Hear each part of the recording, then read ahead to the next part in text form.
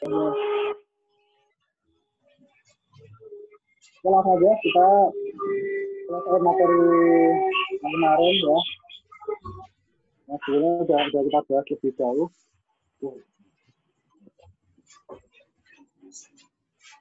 Bentar.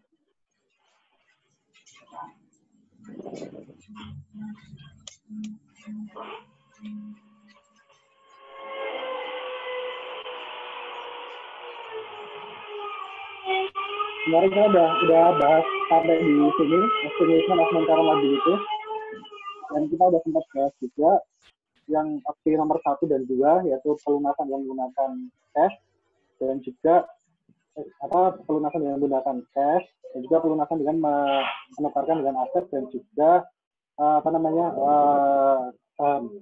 kemudian opsi yang ketiga yaitu pelunasan dengan menggunakan modifikasi pinjaman.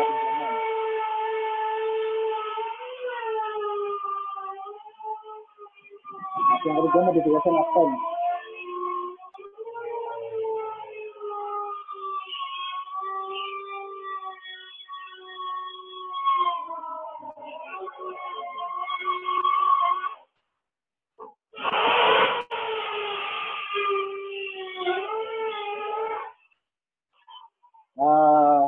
Kemarin ini udah ya.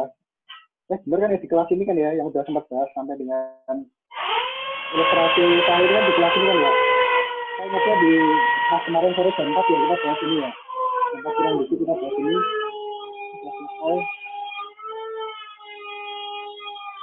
Kemudian udah kemarin menggunakan saham. Yang terakhir yaitu estimation with modification outcome, yaitu kita melakukan modifikasi. Ada 4 opsi dalam melakukan modifikasi ini. Jadi yang pertama itu dengan menurunkan tingkat suku bunganya, menurunkan tingkat rate-nya. Kemudian yang kedua yaitu dengan memperpanjang jangka waktu jatuh tempo. Yang ketiga itu dengan menurunkan face amount of debt atau menurunkan nominal dari bond atau net payable itu. Kemudian yang terakhir yaitu dengan menurunkan atau menangguhkan beban bunga yang harus dibayarkan. Nah, dalam melakukan modifikasi term ini dari pihak berdasarkan kesepakatan dari investor dan juga penerbit dari bond atau net payable tersebut bisa dilakukan dengan menggunakan salah satu aja atau bisa menggunakan kombinasi dari keempat tipe modifikasi ini. Nanti di ilustrasi soal selanjutnya kita akan menggunakan ada 3 metode atau 3 kombinasi yang akan kita gunakan. Ini ilustrasi soalnya pada tanggal 31 Desember 2015 ya. International Bank akan sudah ada modifikasi yang di Universitas Kesehatan Ekonomi. Nah, dan saya yang tadinya nilainya 10.500 yang pada tanggal 31 Desember 2015 satu tempo itu dimodifikasi dengan ketentuan sebagai berikut, yaitu nilai dari note payable-nya ini diturunkan dari 10,5 juta menjadi 9 juta ya, diturunkan nilai dari pokok bonds atau note payable-nya ini dari 10,5 menjadi 9 juta yen. Kemudian yang kedua, jangka waktunya diperpanjang dari yang tadinya jatuh tempo pada hari itu atau 31 Desember 2015 diperpanjang 4 tahun menjadi 31 Desember 2019 ya. Kemudian tingkat suku bunganya juga diturunkan. Yang tadinya ini 10,5 juta yen at par berarti kan nominal rate dan juga market rate-nya sama ya, yang tadinya 12%, starting rate-nya 12% at par itu diturunkan jadi 8%. Tapi kan biasanya perusahaan yang memperpanjang kayak ini melakukan modifikasi dia memang dalam kondisi keuangan yang kurang begitu baik, sehingga dari pihak si kreditor atau Morgan National Bank dia meminta menaikkan interest rate market rate-nya menjadi 15%. Jadi di satu sisi yang tadinya SR atau sama-sama 12% baik itu market maupun starting rate, ini setelah dilakukan modifikasi starting rate-nya dia turun jadi 8%, tapi sesungguhnya market rate-nya atau interest rate-nya dia malah dinaikkan jadi 15%. Sehingga yang tadinya 10,5 juta ini SR, nanti ketika ada modifikasi ini akan ini akan dinilai dengan harga diskon. Karena status rate-nya jauh lebih rendah daripada interest rate-nya. Nah, seperti yang sudah ditentukan oleh IFRS, kalau apabila ada modifikasi perubahan jangka waktu pembiayaan atau refinancing seperti ini, maka pencatatannya yaitu note payable atau bond payable yang lama itu akan dicatat dilunasi, akan dihapuskan dulu untuk kemudian digantikan atau diterbitkan dengan bond atau note payable baru. Nah, karena kita nanti akan melakukan pencatatan note payable baru dengan ketentuan yang ada di halaman sebelumnya ini, ya, tentunya kita harus menghitung present value dari note payable yang baru tersebut. Di mana presentnya adalah 9 juta, di sini 9 juta, kemudian jangka waktunya 4 tahun, dan interest rate atau market rate-nya adalah 15%. Nah, ini kita udah ada contoh perhitungannya, langsung ketemu interest rate annually-nya itu 5.145, kemudian present value-nya, present value dari prinsipalnya itu 5.145, kemudian present value dari ordinary annuity-nya atau interest rate annually-nya totalnya adalah 2.055.586 selama 4 tahun, selama 4 periode atau 4 tahun. Jika ketemu present value dari bond payable-nya itu semuanya adalah 7.201.336.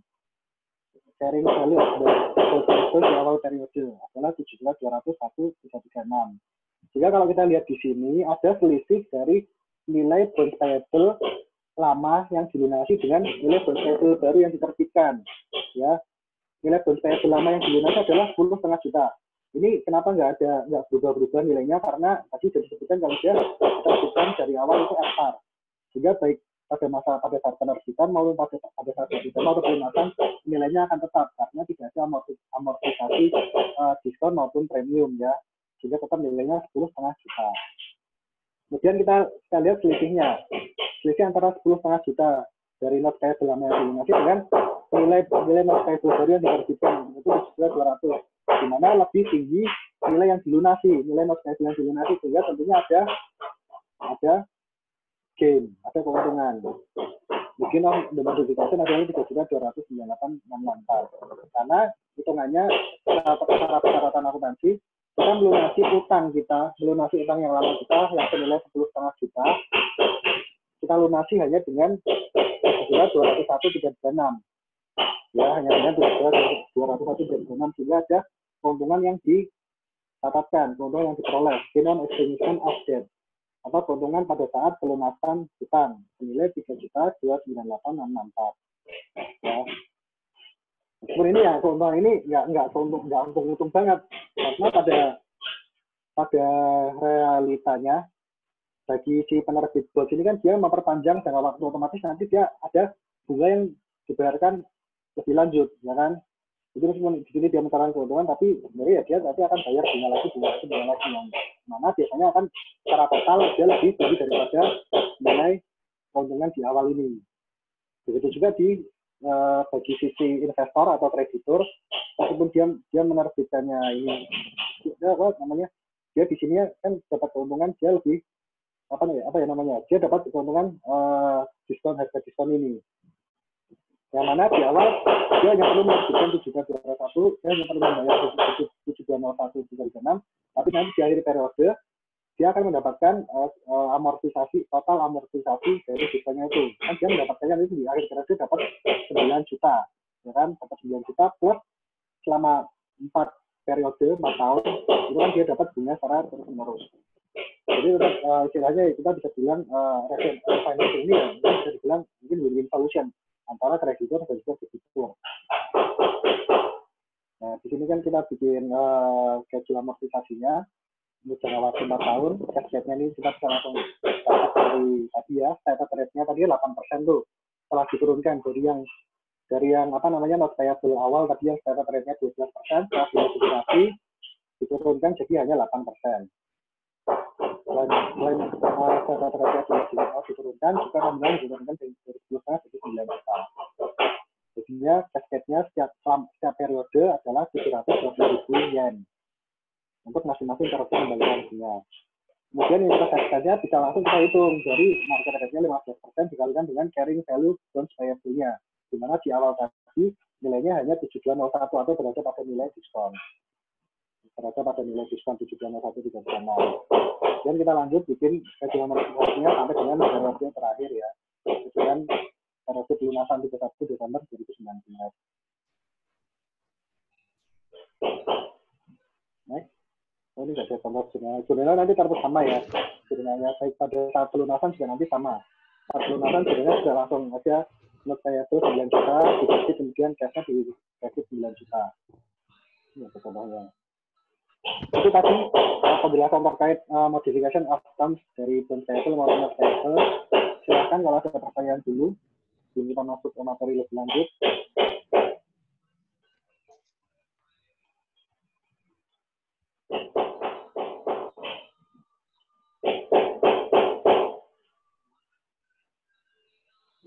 Nggak ada.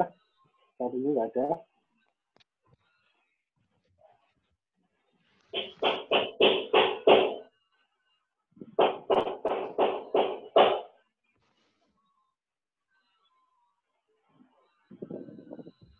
Oke, selanjutnya ya. Ini kemarin sudah sempat kita bahas belum ya? Atau kita kemarin cuma hanya membahas financing doang? Atau ada kita belum sempat membahas yang fair value option ini ya? Nah, metode penilaian nilai wajar atau fair value option ini adalah salah satu metode yang berbeda bagi perusahaan dalam mencatat nilai aset dan liabilities-nya, termasuk bond dan note payable. Jadi kalau yang tadi sebelumnya kita mencatatnya menggunakan metode amortisasi, ya, amortisasi diskon maupun premium, di metode yang berbeda ini, di metode yang baru ini, terus kita mencatat langsung sesuai dengan harga pasar, harga wajar. Jadi mengikuti kondisi real perekonomian yang terjadi. Ketika kondisi ekonomi makin memburuk, bisa jadi nilai dari bond payable itu juga akan ikut menurun. Atau di satu sisi ketika kondisi ekonomi membaik, kemudian pasar stabil, bisa jadi bond atau note payable itu akan naik nilainya. Karena bond maupun note payable kan juga salah satu instrumen yang bisa diperdagangkan di pasar keuangan. Ya, jadi dia sebenarnya bisa mengikuti nilai dari bond atau note payable bisa mengikuti kondisi real yang ada di lapangan. Tapi berbeda apabila memang di awal pada saat penerbitan bond atau note payable itu sudah di-state kalau ini dilakukan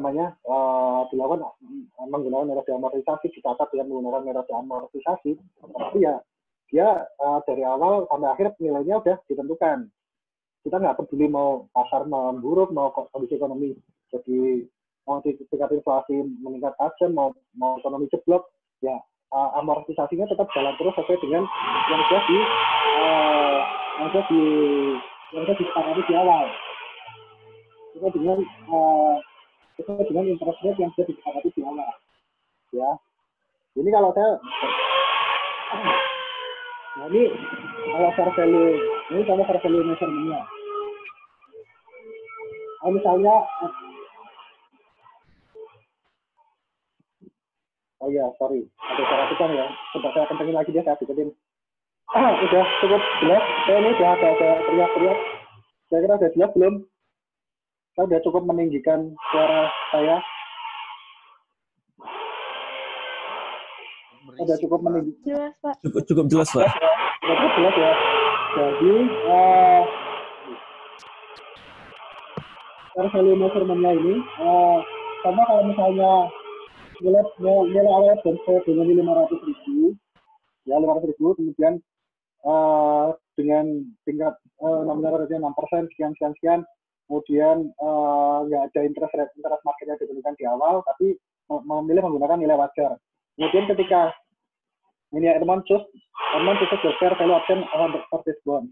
Kemudian ternyata setelah 5 Mei, berarti kan setelah 8 bulan berjalan, ternyata kondisi interest marketnya itu kondisi pasarnya agak sedikit berubah, sehingga dia naik jadi 8%.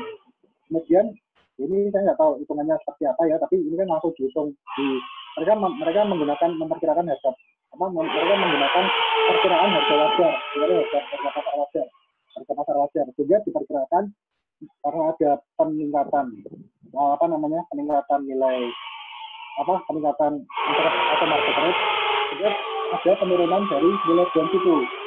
Karena nilai bonds yang ditemukan di awal hanya 6% data rate-nya.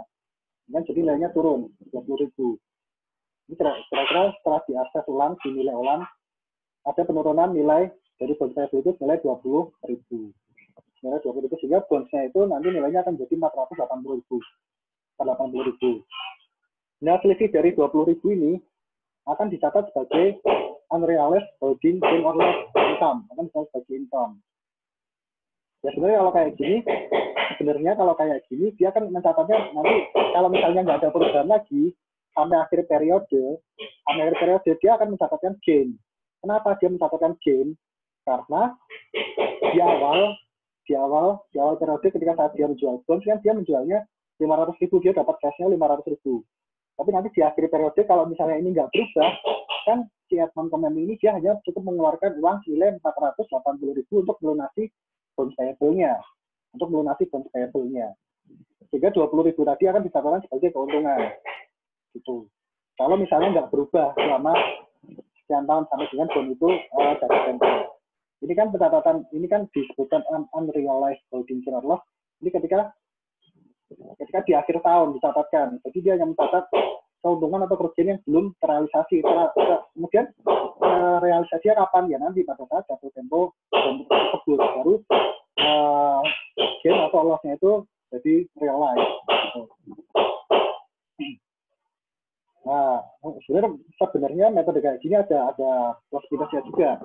Kalau misalnya pada kondisi pasar yang stabil, nggak terlalu volatile, nggak terlalu banyak naik turunnya, nggak terlalu curam, nggak terlalu signifikan, metode yang seperti ini dia lebih bagus digunakan karena kan mencerminkan nilai dari aset atau liabilities atau bonds atau notes payable tersebut sesuai dengan harga pasar yang berlaku. Nah, ini lebih bagus digunakan pada kondisi perekonomian yang lebih stabil. Gitu. Tapi kalau misalnya pada kondisi perekonomian seperti sekarang ini, ketika kita terdapat COVID ya, di mana kayak harga IHSG, harga saham gabungan aja turun jauh sampai dengan hampir sekitar 20% dari awal. Kemudian dolar sudah naik. Nah itu kalau kita pakai fair value measurement ini bisa jadi merugikan salah satu pihak. Makanya kalau untuk metode aman itu menghindari perubahan pasar yang seketika atau tiba-tiba, itu emang metode amortisasi yang lebih banyak dipilih karena dia lebih aman. Tidak disepakati sama kayak misalnya kalau saya mau kasih contoh, ketika kita mau meminjam bunga ke bank, meminjam uang ke bank, atau kita mau melakukan pembiayaan, kita mau beli rumah, melakukan pembiayaan dalam bentuk kredit pemilikan rumah atau KPR. Kan biasanya kita sering lihat ada dua pilihan bunga, satu flat, satunya floating, ya kan? Nah kalau saya analogikan yang metode flat ini, dia kan sama dengan metode amortisasi, ya kan? Bunganya sudah ditentukan di awal, baik itu 10 tahun, 15 tahun, bunga yang kita bayarkan nggak akan berubah, sudah ditentukan di awal, dari awal periode. Misalnya flat 10% selama 10 tahun. Jadi mau pasar anjlok, mau apa anjlok, bunga yang kita bayarkan nggak akan berubah. Beda dengan metode bunga floating. Kalau floating kan mengambang, bunganya bisa naik, bisa turun, mengikuti kondisi pasar. Meskipun pada kenyataannya ketika banyak bank yang menawarkan metode floating itu disertai dengan gimmick, misalnya nanti ada fix berapa persen selama 2 tahun pertama.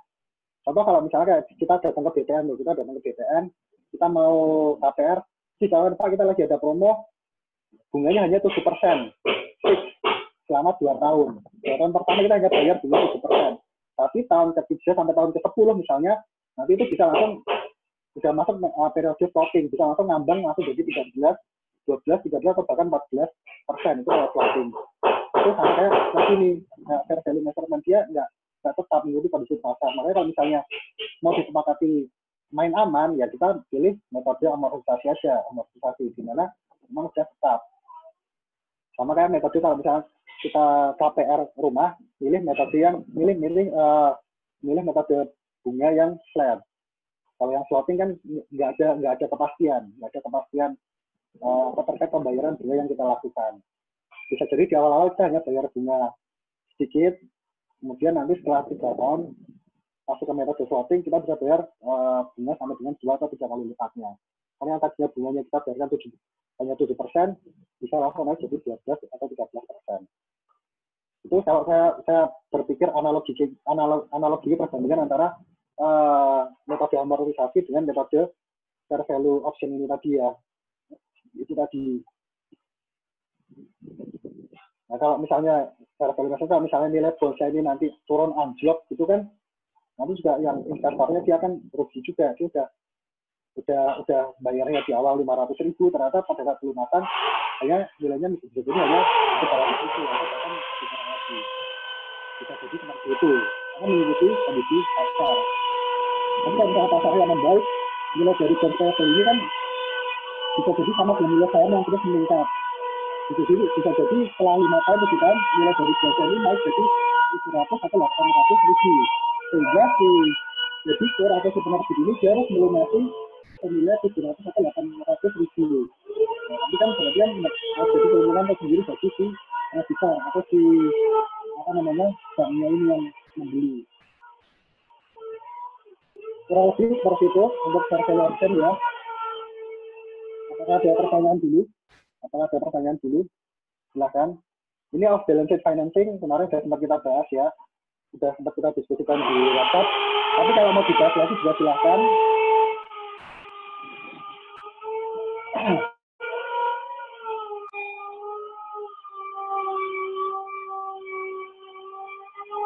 Oh ya udah, kita lanjutkan ya. Kita lanjutkan pada off balance sheet financing. Off balance sheet financing ini seperti yang sudah kita bahas kemarin adalah suatu usaha untuk melakukan pembiayaan, melakukan financing atau meminjam uang dengan suatu cara, tapi gimana agar tidak terrecord secara resmi ke dalam liability dari perusahaan itu. Jadi liabilitasnya atau kewajibannya itu tidak tercatat dalam financial statement atau pembukuan dari perusahaan yang bersangkutan. Contohnya misalnya non-consolidated subsidiary ini, yaitu dengan melakukan pinjaman uang atau pembiayaan melalui anak perusahaan yang laporan keuangannya tidak dikonsolidasikan. Kan kalau dalam IFRS, untuk perusahaan induk yang memiliki anak perusahaan atau berinvestasi di anak perusahaan dengan nilai total investasi dengan nilai total kepemilikan kurang dari 50%, dia boleh tidak mengkonsolidasikan laporan keuangan anak perusahaannya. Jadi baik aset maupun liability dari si anak perusahaan ini dia tidak dicatat dalam laporan keuangan perusahaan induknya. Nah, dari sini dia bisa minjam uang lewat perusahaan anaknya, tapi kan laporan keuangannya nggak dikonsolidasikan. Sehingga tadi yang pinjaman uang yang dicatat oleh anak perusahaannya bisa dicatatkan dalam laporan keuangan perusahaan induk, sehingga tidak mempengaruhi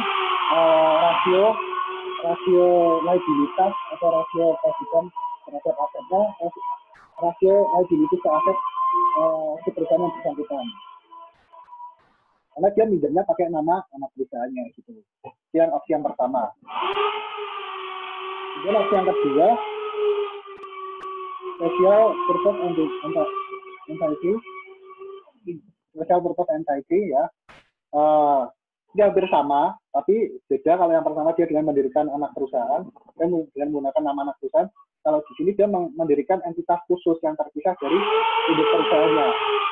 Dia mendirikan entitas khusus untuk melakukan proyek khusus. Kalau dibuka contohnya karena dia akan membangun gedung, dia butuh bikin gedung baru atau pabrik baru. Tapi dia nggak mau ngutang untuk bangun gedungnya.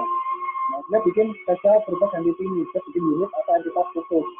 Nanti si entitas khususnya ini yang mencari dana, mencari pembiayaan, mencari utangan ke para kreditur untuk membiayai pembangunan pabrik barunya itu. Tapi ketika si FP ini dia mencari utangan, biasanya nanti akan ada jaminan dari perusahaan induknya bahwa kalau misalnya proyek ini sudah komplit, sudah mulai beroperasi, pabrik ini sudah mulai jalan, sudah mulai menghasilkan produk, maka produknya akan dibeli oleh perusahaan induknya ini, sehingga si SPI ini atau special purpose ini akan mendapatkan penghasilan atau mendapatkan income yang pada nantinya akan digunakan untuk membayar kembali hutang yang dilakukan ke si investor atau kreditur. Gitu. Ini hampir sama, kurang lebih hampir sama. Tapi kalau di sini dia pakai namanya perusahaan, kalau di sini dia mendirikan entitas khusus, entitas terpisah baru yang benar-benar pencatatan pembukuannya terpisah dari perusahaan induknya. Sesuai berbagai entity. Kalau yang metode ketiga ini cukup jelas menggunakan operating leases, yaitu dalam memperoleh gedung atau bangunan baru untuk melakukan operasinya. Misalnya dia daripada beli gedung yang duitnya ngutang, ya dia mendingan menyewa, leasing, menyewa bangunan atau menyewa pabrik untuk digunakan operasional perusahaannya. Karena kalau misalnya dia harus bangun gedung baru atau beli gedung baru, nanti dia akan perlu melakukan pembiayaan, dia perlu ngutang. Dimana utang itu nanti akan tercatat dalam pembukuan perusahaannya, mempengaruhi rasio liability-nya, mempengaruhi rasio liability to asetnya. 10 menit lagi. Nah, sementara kalau misalnya dia hanya menyewa, ya kan dia hanya mencatatkan rent expense atau beban sewa aja, rent expense. Yang nilainya tidak mempengaruhi rasio liabilitas dari perusahaan yang bersangkutan. Itu tadi, off balance sheet financing. Ada pertanyaan dulu atau cukup jelas? Sudah sempat kita bahas ya minggu lalu ya. Ini non-current liabilities harusnya untuk terkait dengan sifat-sifat dari liabilities yang bersangkutan, tanggal jatuh tempo, tingkat suku bunga, provision, tingkat harga akuisisi yang dipersyaratkan pada tanggal ketika dia mengakuisisi kembali, kemudian conversion privilege dan syarat-syarat lain, restriction imposed, itu semuanya sebaiknya dicantumkan dan didiskus dalam financial statement-nya, dalam dipresentasikan. Fair value of the debt, fair value of the debt-nya juga kalau misalnya menggunakan metode fair valuation tadi, didiskus, ya, termasuk future payment, sebaiknya didiskus semua, future payment selama 5 tahun ke depan.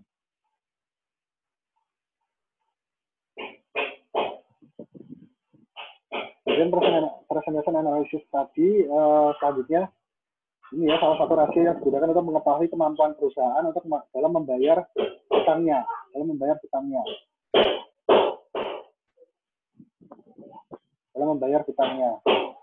yaitu debt to asset tadi dari total liabilities terhadap total aset dibagi dengan total aset.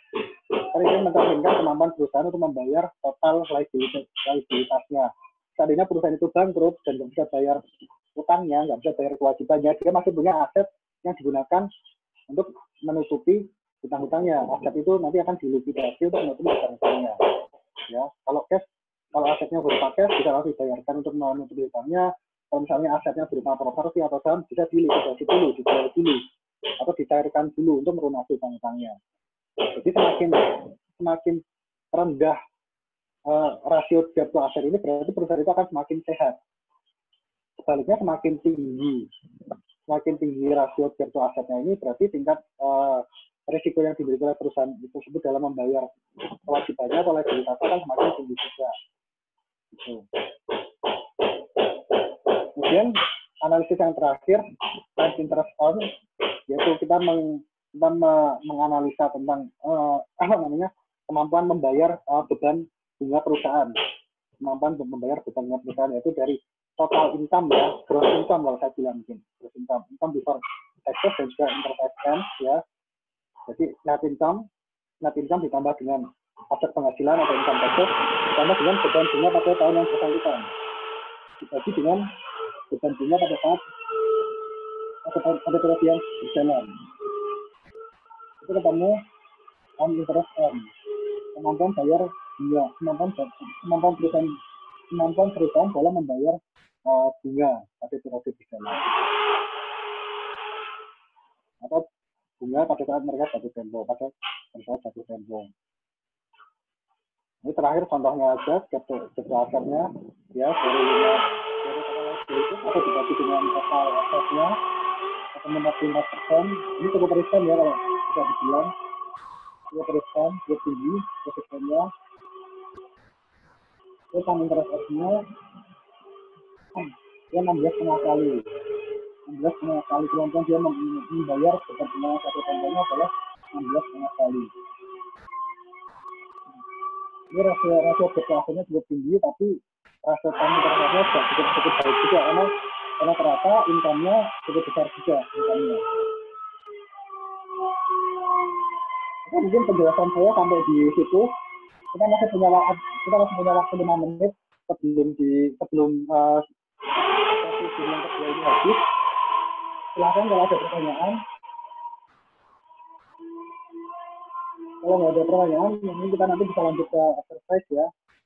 Nanti bisa lanjut mengerjakan exercise.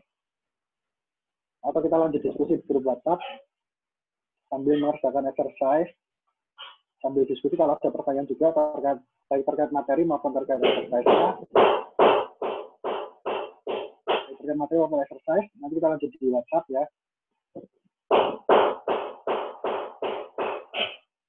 Gimana? Silahkan. Masih saya tunggu kalau ada pertanyaan. Maaf Pak, izin memastikan aja tadi karena rada kurang jelas pas bagian fair value. Oh ya, fair value.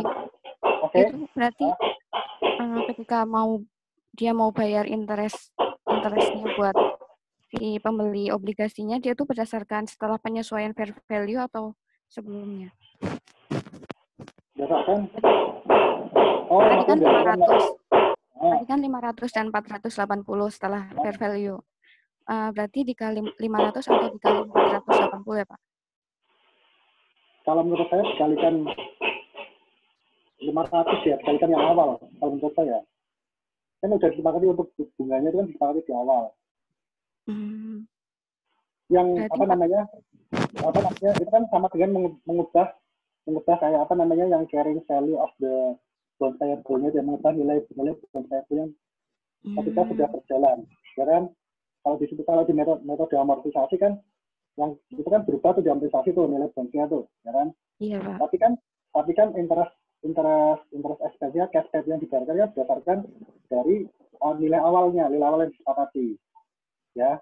Berdasarkan nilai awal yang disepakati yaitu 500.000. Bukan berdasarkan dari nilai setelah penilaian setelah reassessment atau revaluation. Jadi tetap berdasarkan dari nilai awal yaitu dari 500.000. Ya. Untuk apa interestnya, untuk penghitungan bunganya ya, untuk penghitungan bunganya. Tapi di sini nggak ada amortisasinya. Oh. Cukup bagus pertanyaannya ya. Makasih Pak. Sama-sama. Karena kalau yang interest payment-nya itu kan udah disepakati di awal. Interest payment-nya 8% dari nominal awalnya dari 500.000. Silakan yang lain kalau masih ada pertanyaan.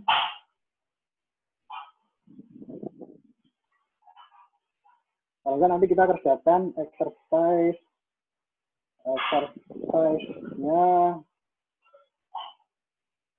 14-15 dan 14-18 ya. Nanti setelah ini silahkan kerjakan 14-15 dan 14-18. Nanti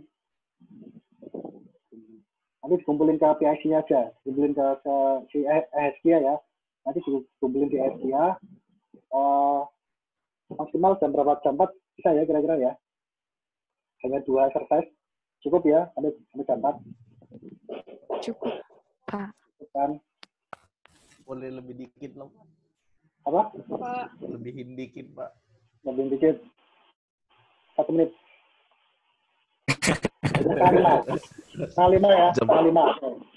Karena nanti setelah exercise nanti ada PR lagi sendiri ada problem. Exercise mungkin nanti ada PR-nya nanti ada problem. Tapi kalau yang problem dikumpulinnya minggu depan aja. Tapi kalau exercise kan istilahnya kalau kita di kelas 1 kan kita latihan ngerjain di kelas. Nah, ini kan karena nggak memungkinkan udah dikerjain aja sendiri, nanti dikumpulkan di dan mungkin sekarang kita bahas. Oke, Pak. Kalimat cukup ya, hanya 2 exercise.